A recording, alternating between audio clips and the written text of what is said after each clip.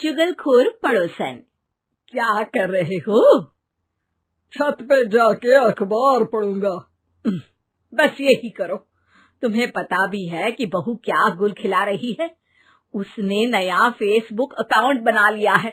रोज 10 photo डालती है। हमारे परिवार की तो नाक कटवा देगी ये। और तुमको ये बात कैसे पता चली? अरे पड़ोसन ने बताया। उसकी बहू भी फेसबुक पर है ना, तो उसको पता चल गया। हाँ हाँ, जैसे तुम तो बहुत भोली हो। पड़ोसन रोज सास को उसकी बहू के नाम पर भड़काती थी।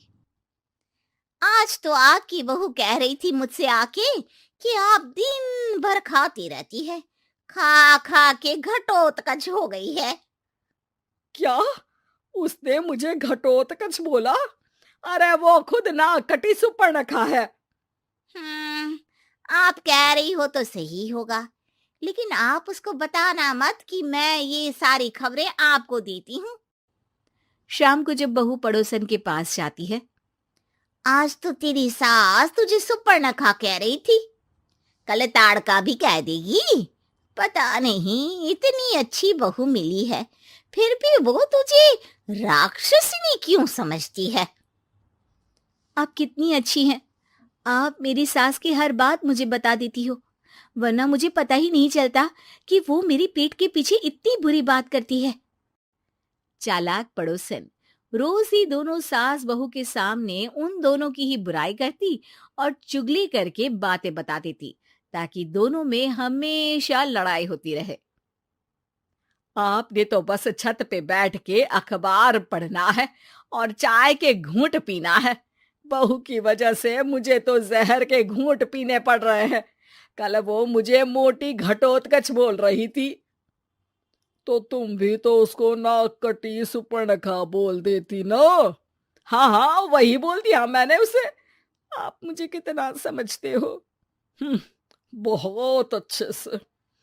अब मुझे वो ये बात पड़ोसन ने बताई ना, वही तो है आपकी शुभ चिंतक। पर मैं इस बहू को ना सबक सिखा के ही रहूंगी। जरूर सिखाना चाहिए, पर आज तुम मेरे साथ शाम को छत पे बैठना, एक तरकीब बताऊंगा।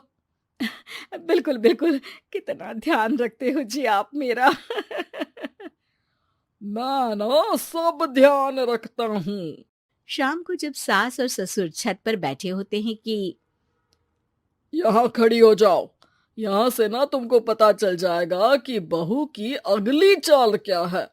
अच्छा, कैसे?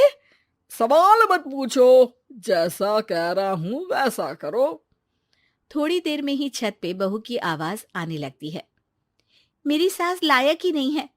मुझे पता होता तो सास बहू की भी कुंडली मिलवा लेती पहले ही। तेरी सास तो मुझे भी पसंद नहीं है। मेरे पास जब भी आती है तेरी बुराई करती रहती है। कभी सुपर्णखा कहती है, कभी हिडिंबा कह के कामचोर भी बोलती है, अरे कभी कभी तो चुगलखोर भी बोल देती है।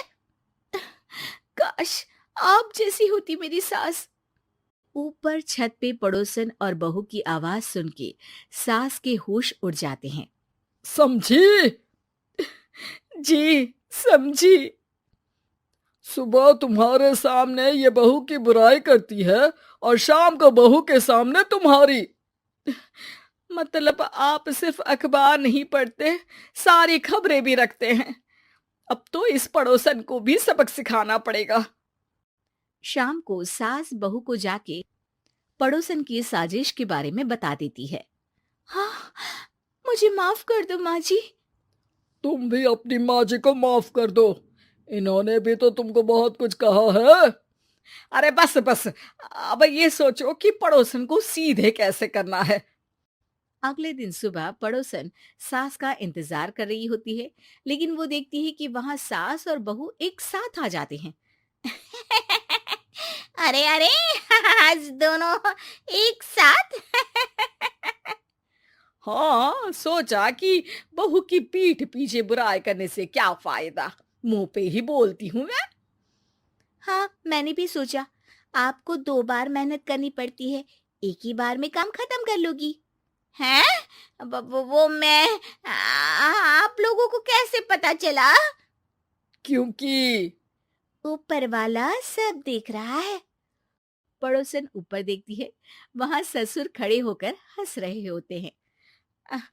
मतलब आप हमारी बातें सुन लेते थे?